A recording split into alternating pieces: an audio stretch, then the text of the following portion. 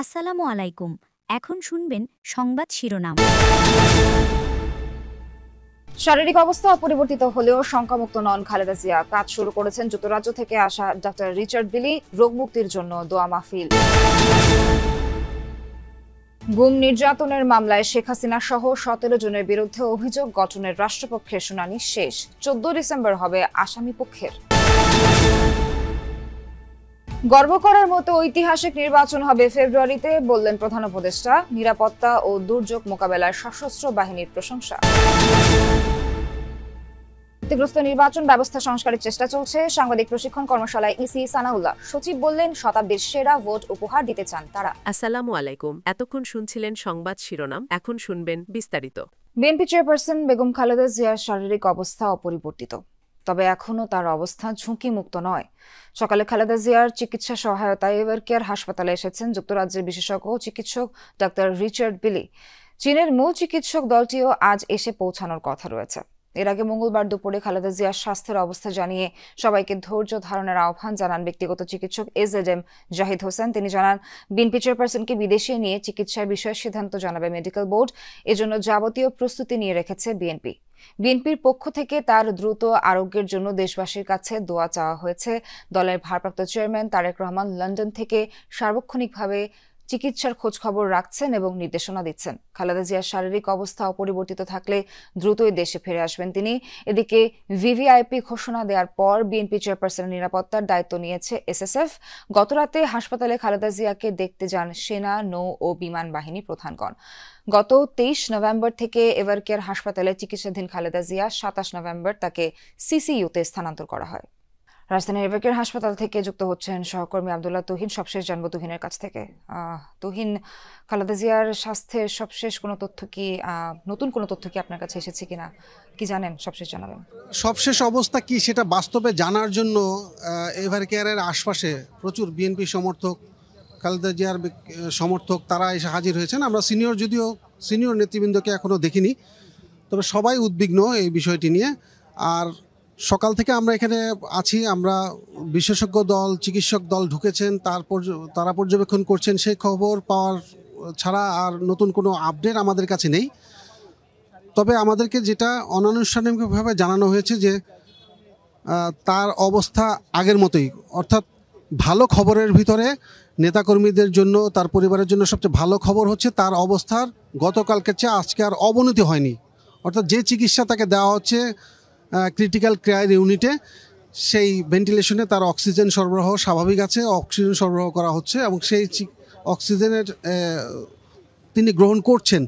এই বিষয়টি এখন পর্যন্ত সবচেয়ে পজিটিভ খবর। তাছাড়া আপনি জানেন যে এই নেতাকর্মীরা বিভিন্ন মাধ্যমে মানুষের মুখে মুখে বিভিন্ন সামাজিক যোগাযোগ মাধ্যমে যে ধরনের গুজব ছড়াচ্ছে সেগুলো নিয়ে তারা উদ্বিগ্ন। তারা সরাসরি এসছেন দেখতে, এবং চিকিৎসকরা যেটা বলছেন যে তার যে শারীরিক অবস্থা সর্বশেষ বয়সের তুলনায় তার যে নানান জটিল বেশ কয়েকটি সমস্যা আছে, সেই সমস্যাগুলোর কারণে তাকে এই মুহূর্তে এখান থেকে সরানো বা বিদেশে নেওয়ার মতো কোনো অবস্থা আছে কিনা সেটি জানার জন্যই মূলত রিচার্ড বিল যে নিয়ে আসছেন। তিনি কিন্তু আইসিইউ বিশেষজ্ঞ, ভেন্টিলেশন বিশেষজ্ঞ হিসেবে ওই উপমহাদেশে তার সুখ্যাতি আছে। তিনি মূলত এসে পর্যবেক্ষণ করবেন যে এখান থেকে তাকে বাইরে কোথাও মুভ করা যাবে কি যাবে না। তো এখন পর্যন্ত আমরা যতটুকু জেনেছি বাইরে নেওয়ার মতো অবস্থায় এখনও নেই। তার অবস্থা যদি আরও একটু উন্নতি না হয়। তাছাড়া এই সার্বিক বিবেচনা আপনি যেটা বলছিলেন যে ভিভিআইপি হিসেবে স্পেশাল সিকিউরিটি ফোর্স তার নিরাপত্তা দিচ্ছে, তার আশপাশে নিরাপত্তা বিধান করার কারণে হসপিটালে যে গত কয়েকদিনে যে নেতাকর্মীদের যে অজস্র ভিড়, আনাগোনা, অহেতুক উপস্থিতি, এগুলো আজকে নেই। একেবারে ভেতরে একদম ছিমছাম অবস্থা। সাধারণ চিকিৎসা ব্যবস্থা যেভাবে চলে আজকে হসপিটালের কার্যক্রম ঠিক তেমনই চলছে।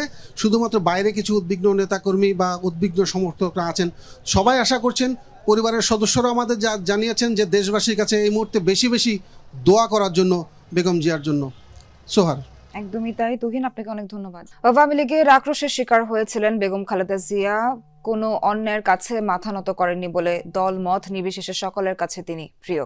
নয়াপল্টনের ভাসানী মিলনায়তনে বিএনপি চেয়ারপারসনের সুস্থতা কামনায় মিলাদ মাহফিলে একথা বলেন দলের স্থায়ী কমিটির সদস্য ডক্টর আব্দুল মঈন খান।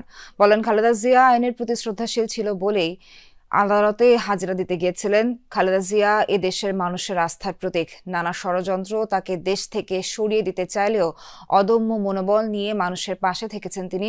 এ সময় খালেদা জিয়ার দ্রুত সুস্থতা কামনায় দোয়া ও মোনাজাত করা হয়।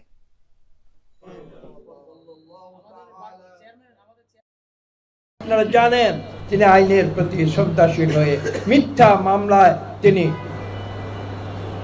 কারারুদ্ধ ছিলেন। কত বড় মানসিকতা থাকলে এই কাজ করতে পারে আপনারা ভেবে দেখুন। এমন একজন রাজনীতিবিদ যিনি কোনোদিন প্রতিহিংসায় বিশ্বাস করেন না, যিনি কখনো রাগ করে কারোর সঙ্গে কথা বলেন না। গুম নির্যাতনের মামলায় শেখ হাসিনা সহ 17 জনের বিরুদ্ধে রাষ্ট্রপক্ষের শুনানি শেষ হয়েছে।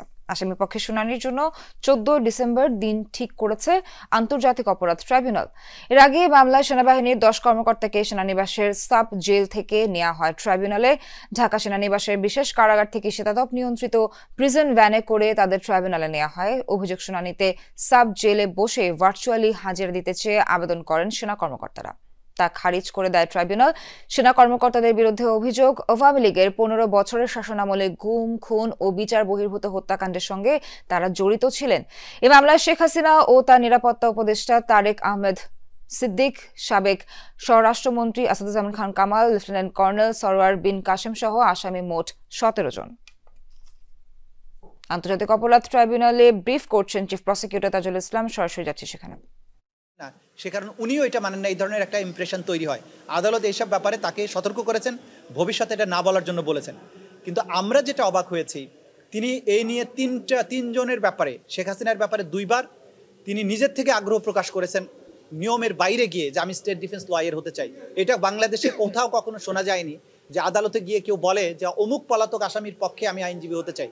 এটা আনপ্রেসিডেন্টেড হওয়ার পরেও আদালত কিন্তু তার প্রতি শ্রদ্ধা দেখিয়ে এবং ফর অল ফেয়ারনেস তাকে কিন্তু নিয়োগ দিয়েছিলেন। আদালতের আদেশের প্রতি তিনি কিন্তু শ্রদ্ধা দেখাননি এবং তিনি অশ্রদ্ধামূলকভাবেই একটা চিঠি লিখেছিলেন, যেটা খুবই অনাকাঙ্ক্ষিত। এবং এরপরে তিনি বলেছেন, একদিকে তিনি বলছেন যে তিনি তার ক্লায়েন্টের আদালতের প্রতি আস্থা নাই, অন্যদিকে তিনি বলছেন আরেকজন আসামি ফজলুর রহমান, যার বিরুদ্ধে কন্টেম্প প্রসিডিংস ড্র হয়েছে, তার ব্যাপারে উনি বলেছেন আমি ওনাকে ডিফেন্ড করতে চাই। অথচ আমরা জেনেছি জনাব ফজলুর রহমান সাহেব ওনাকে আইনজীবী হিসেবে নিয়োগ দেননি, তিনি আলাদা আইনজীবী নিয়োগ করে তিনি এখানে পিটিশন পাঠিয়েছেন। এবং এটা আপনাদের কাছে জানিয়ে দেই, জনাব ফজলুর রহমান আনকন্ডিশনাল অ্যাপোলজি দিয়ে আদালতের কাছে ক্ষমা প্রার্থনা করেছেন। তিনি একটা পিটিশন জমা দিয়েছেন, সেটা হয়তো 8 তারিখেই শুনানি হবে। জনাব ফজলুর রহমান বলেছেন যা কিছু তিনি বলেছেন এটা ভুলে বলেছেন এবং তিনি আদালতের মার্সি চান, অ্যাপোলজি দিতে চান। অথচ জনাব পান্না